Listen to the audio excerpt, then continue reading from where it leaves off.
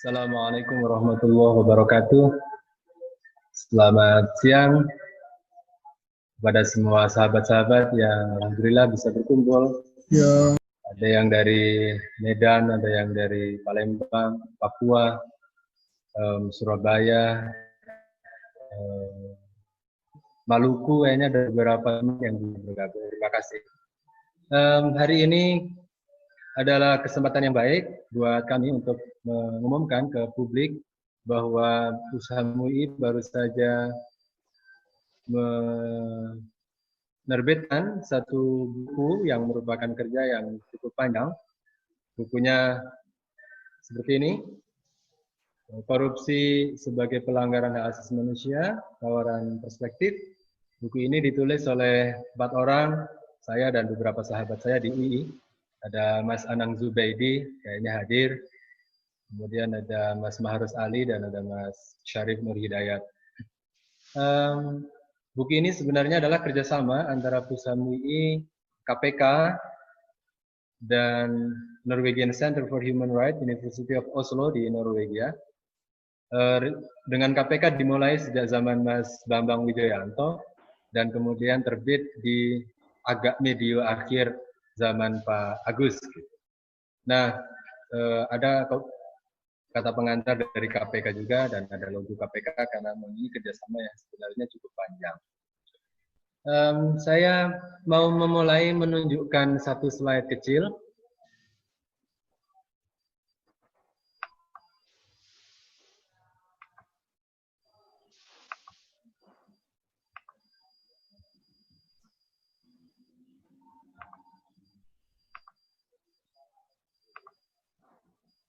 Semoga bisa terlihat.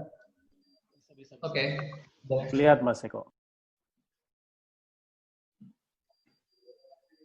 Kira-kira begini ceritanya.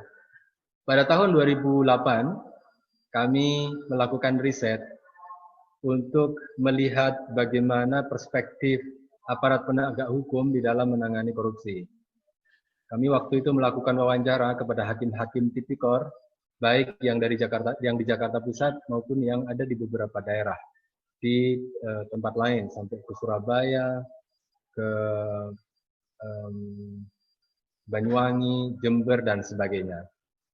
Nah, apa yang saya tampilkan ini menjadi sebuah simbol saja. Saya ketemu dengan seorang hakim, saya sendiri yang wawancara, inisialnya PN, Hakim Tipikor di Pengadilan Negeri Jakarta Pusat. Waktu itu saya bertanya, menurut Bapak korupsi itu kalau dibandingkan dengan kejahatan-kejahatan yang lain, seperti apa ya? Gitu, kira-kira.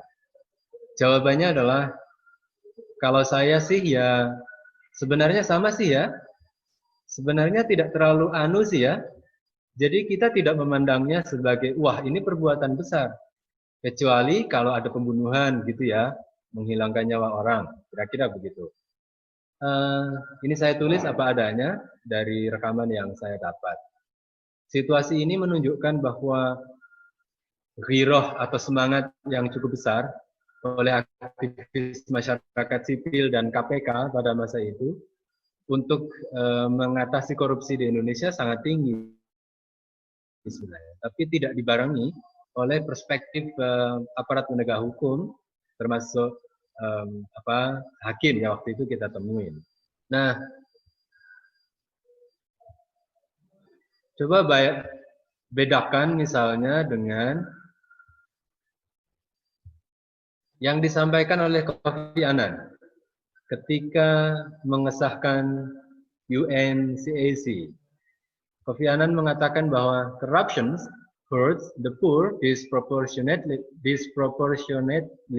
by diverting funds intended for development, undermining government ability to provide basic services, feeding inequality and injustice, and discouraging foreign investment and aid.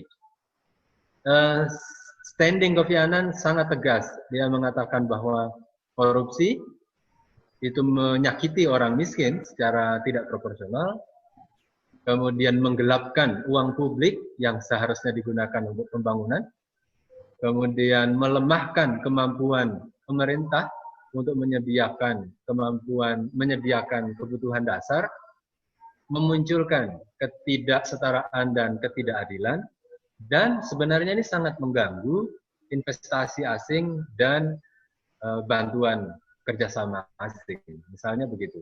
Nah, dua hal ini menjadi pembeda yang menurut saya cukup jelas.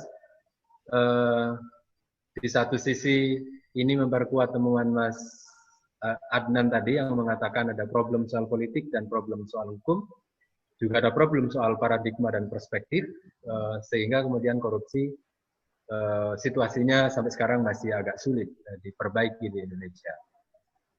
Sekali lagi, buku ini sebenarnya berangkat dari sebuah keprihatinan yang sangat serius bahwa korupsi belum bisa diselesaikan dengan baik, indeks persepsi korupsi juga masih buruk bagi Indonesia, dengan harapan kami menulis kira-kira mulai di 2014-2013, kami berada pada semangat untuk melawan korupsi, kami berada pada semangat KPK diperkuat, sehingga kita kerjasama dengan KPK. Waktu itu yang kami pikirkan adalah KPK perlu disuntik dengan satu modal baru, agar korupsi tidak semata-mata diletakkan sebagai sebuah perbuatan pidana, tetapi bahwa korupsi juga merupakan pelanggaran hak asasi manusia. Spirit itu yang menjadi dasar bagi kami waktu itu menulis buku. Bahwa situasinya kemudian agak berubah. Dengan KPK yang hari ini kita punya, itu di luar kemampuan kita. Bahwa hari ini kritik terhadap KPK sangat tinggi,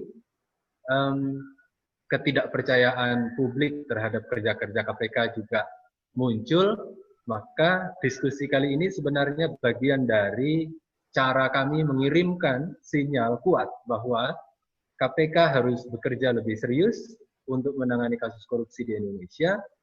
Kami juga sudah mengirimkan 150 eksemplar buku ke KPK. Niatannya sekali lagi adalah agar ini menjadi basis, agar ini memperkuat, menjadi stamina, vitamin yang baru bagi KPK, agar KPK semakin progresif di dalam menangani kasus korupsi di Indonesia. Nah, kemudian secara teknis buku ini terdiri dari 5 bab, mulai dari kerangka filosofis, hak asasi manusia dan korupsi, kemudian kita membuat basis argumentasi yuridis, apa hubungan antara korupsi dan hak asasi manusia, dan seterusnya, dan seterusnya. Beberapa hal saja yang ingin saya share di sini adalah bahwa kami menemukan spirit anti korupsi dan spirit perlindungan hak asasi manusia itu berada pada garis yang sama. Bahwa hak asasi manusia sebagai sebuah disiplin ilmu dan disiplin hukum muncul lebih dulu. Iya, karena hak asasi manusia memang sudah mulai melembaga dalam konteks sistem hukum internasional sejak tahun 48. Selain Deklarasi Universal Hak Asasi Manusia yang menjadi instrumen payung, sudah ada instrumen legal, setidak-tidaknya ada 9 instrumen legal di bawah Deklarasi Universal HAM, yang dia merupakan jaminan hukum, baik substantif maupun prosedural HAM, ya, yang sangat detail, kita sudah punya, mulai dari ICCPR, ICSCR, CRC, CIDO, CMW, CRPD, dan lain-lain. Ya. Convention Against Torture misalnya, secara kelembagaan hukum HAM memang jauh lebih kuat, jauh lebih awal. Tetapi munculnya UNCAC sebenarnya tidak lepas dari spirit bahwa korupsi itu melemahkan kemampuan negara untuk memenuhi hak-hak dasar warga negara. Sehingga UNCAC dibuat dan Indonesia juga sudah ratifikasi sebenarnya. Maka secara spirit, ruhnya, semangat anti korupsi dan semangat memperjuangkan perlindungan hak asasi manusia adalah dua hal seperti sebuah koin, uang, yang dia tidak bisa dipisahkan antara satu dengan yang lain. Bahwa secara normatif, prosedural, ada beberapa hal kayak tegangan-tegangan kecil antara hukum HAM dan hukum anti korupsi, saya kira kita bisa pahami. Misalnya konteks pembatasan kebebasan. Di situ ada ruang tegangan kecil. yang perlu kita diskusikan, konteks pemberatan hukuman, misalnya hukuman mati gitu ya. Menurut hukum HAM memang hukuman mati seharusnya ditiadakan. Kita bisa baca di pasal 6 ICCPR yang kemudian dilanjutkan dengan Second Optional Protocol on ICCPR misalnya, spiritnya adalah anti hukuman mati. Korupsi belum secara tegas apakah menganut hukuman mati atau menghapus hukuman mati. Tapi saya kira itu adalah hal-hal yang bisa kita obrolkan. Bisa dicari titik temu karena secara spirit menurut kami anti korupsi dan perlindungan hak asasi manusia sebenarnya memiliki basis yang mirip, yang sama. Tujuannya adalah memperkuat kemampuan negara untuk melindungi dan memenuhi hak dasar warga negara. Yang kedua yang ingin saya share adalah kami menawarkan hubungan antara hukum HAM dan anti korupsi itu dalam 3 level. Yang pertama, kami menyebut korupsi adalah pelanggaran hak asasi manusia. Kami menyebutnya dengan istilah direct, hubungan yang direct, hubungan yang langsung. Korupsi yang juga merupakan pelanggaran hak asasi manusia. Dia antara korupsi dan pelanggaran HAM adalah satu kesatuan yang tidak bisa dipisahkan. Saya beri ilustrasi contoh adalah ketika seorang dokter dia harus diberi suap untuk memberikan layanan kesehatan, orang yang menyuap mendapatkan layanan kesehatan lebih baik dan lebih dulu, maka korupsi dan pelanggaran HAM di situ adalah sama. Dia satu nafas. Jadi korupsi directly human right violation. Karena dengan dia menerima suap, menyebabkan orang secara langsung tidak mendapatkan layanan kesehatan. Layanan pendidikan misalnya. Kalau ada orang harus menyuap kepala sekolah untuk diterima sebagai murid di sebuah sekolah publik, maka suap itu adalah otomatis merupakan pelanggaran hak asasi manusia. Karena kalau tidak memberi suap, orang kemudian tidak mendapatkan layanan pendidikan.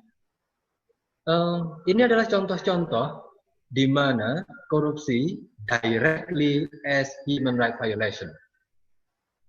Yang kedua, kami menyebut dengan istilah indirect violation. Jadi korupsi merupakan pelanggaran HAM secara tidak langsung. Contoh yang paling sederhana di ilustrasi kami adalah korupsi di dalam pembuatan paspor di imigrasi misalnya. Kita punya cerita, kita punya laporan-laporan penelitian yang kita bisa baca, di mana ada orang NTT yang memiliki paspor keluar dari Jawa Barat. Satu. Yang kedua, ada anak usia 15 tahun yang dia bisa mendapatkan paspor. Padahal seharusnya paspor kerja untuk menjadi TKW di luar negeri maksud saya. Padahal syarat untuk bekerja usianya adalah minimal 18 tahun. Jadi ketika pejabat imigrasi sebagai contoh, dia harus menerima suap untuk menerbitkan paspor, maka itu adalah korupsi. Bentuknya adalah bribery atau penyuapan. Ketika ada orang NTT mendapatkan paspor dari Jawa Barat, satu. Kemudian yang kedua, usianya 15 tahun, tetapi di dalam paspor ditaruh usianya 21 tahun, maka kemudian dia bisa menjadi tenaga kerja di luar negeri. Ketika dia menjadi tenaga kerja di luar negeri, dia akan menjadi korban. Bahkan kita punya banyak kasus di mana sejak dalam negeri mereka sudah intended to be a victim of misalnya trafficking gitu. Jadi korupsi dalam konteks penyediaan paspor identitas gitu ya, yang kemudian dipakai untuk pergi ke luar negeri sebagai TKW, itu kemudian menjadi indirect violation karena korupsi menjadi penyebab tidak langsung terjadinya pelanggaran HAM terhadap anak-anak yang harus bekerja di luar negeri. Anak bekerja adalah pelanggaran HAM karena itu bertentangan dengan CRC, bertentangan dengan Undang-Undang Nomor 35 tahun 2014. Belum lagi kalau dia menjadi korban trafficking untuk kepentingan bisnis yang ilegal. Misalnya adalah bisnis prostitusi, bisnis hiburan malam, dan seterusnya, dan seterusnya. Padahal mereka usianya masih di bawah kategori anak-anak, yang itu adalah 18 tahun. Maka korupsi di dalam pembuatan identitas paspor kemudian menjadi penyebab terjadinya pelanggaran HAM terhadap anak-anak yang bekerja sebagai tenaga kerja di luar negeri. Itu yang kedua. Bentuk yang ketiga adalah kami menyebutnya dengan istilah remote function. Jadi korupsi itu menjadi remote, menjadi pemicu. Dia agak jauh sih, tetapi dia menjadi pemicu terjadinya pelanggaran HAM yang lain. Contoh adalah korupsi politik. Kalau seorang kandidat kepala daerah, dia menyuap KPU, dia menyuap pemilih untuk dipilih sebagai bupati atau wali kota atau gubernur misalnya, begitu dia terpilih, kemudian muncul ketidakpercayaan publik, muncul demonstrasi yang luas untuk menolak hasil pemilu. Ketika terjadi demonstrasi besar-besaran menolak hasil pemilu, kemudian terjadi pelanggaran HAM. Misalnya, para demonstran dibubarkan oleh aparat keamanan dengan menggunakan kekerasan, yang itu dilarang oleh Convention Against Torture misalnya, karena penyiksaan terhadap tahanan, penyiksaan terhadap orang yang ditangkap, pembubaran demonstrasi menggunakan kekerasan adalah pelanggaran hak asasi manusia. Maka menyuap pemilu, ya, dia bisa menjadi remote, menjadi pemicu agak jauh, tetapi dia berpotensi untuk menjadi remote, menjadi pemicu atas terjadinya pelanggaran HAM yang lain. Tiga hal itu yang kami coba konstruksikan secara teoritik, apakah korupsi bisa disebut sebagai pelanggaran hak asasi manusia. Kita tadi mendengar paparan yang luar biasa dari Mas Adnan. Saya mencatat setidak-tidaknya dua hal saja. Hampir semuanya sebenarnya berpengaruh terhadap layanan dasar. Tapi saya menghitung di 2019 tadi, saya melihat di sektor pendidikan saja lebih dari 34 miliar. Di sektor kesehatan juga kurang lebih 30-an miliar. Pendidikan dan kesehatan adalah dua sektor layanan publik paling dasar yang itu tidak bisa dibatasi pemenuhannya dalam kondisi apapun. Layanan kesehatan dan layanan pendidikan adalah layanan paling dasar yang dia menentukan apakah hak asasi manusia yang lain bisa didapatkan atau tidak. Kalau pendidikan dan kesehatan sudah terkorupsi, dana yang dipakai untuk alokasi layanan kesehatan dan pendidikan, maka yang akan terancam adalah generasi bangsa yang akan datang. Karena kita bisa bayangkan, kalau korupsi dilakukan terhadap alat kesehatan yang harusnya digunakan untuk membantu ibu-ibu yang akan melahirkan, sehingga kualitas alat kesehatan khusus untuk ibu bersalin buruk, maka patut diduga itu akan menjadi pemicu atas terjadinya gagal lahir, dan itu akan mengancam kehidupan bangsa yang akan datang. Maka korupsi adalah bukan kejahatan yang biasa. Korupsi selain extraordinary crime sebagaimana dijelaskan dan ditegaskan oleh UNCSC, dia juga merupakan pelanggaran HAM yang sangat serius.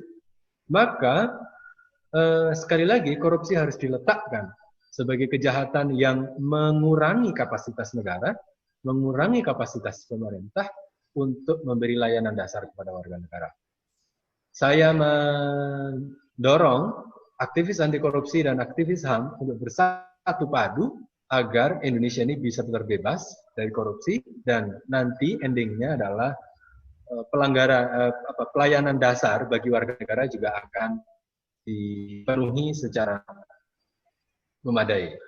Terakhir, buku ini bersifat metodologis. Dia bukan produk akhir. Jadi saya merekomendasikan kepada orang yang sedang belajar hukum, mahasiswa, dosen, dan seterusnya yang masih berkeinginan untuk melakukan penelitian-penelitian, buku ini sangat layak untuk dibaca. Karena di dalamnya berisi kerangka metodologis makro yang perlu didetailkan untuk konteks riset-riset kecil. Muncul menjadi jurnal, muncul kebijakan, dan seterusnya, dan seterusnya. Secara teknis, bagi siapa saja yang menghendaki membaca buku ini, Anda bisa mengontak PIC yang ada di dalam flyer yang kami punya. Buku ini tidak dijual, tetapi bisa kami berikan kepada Anda dengan mengirimkan nomor dan lain-lain untuk dikirimkan ke Anda, mengganti ongkos kirim sesuai dengan jarak yang Anda berada. Nah, teman-teman dan saudara-saudara sekalian, demikian secara umum isi buku yang kami tulis.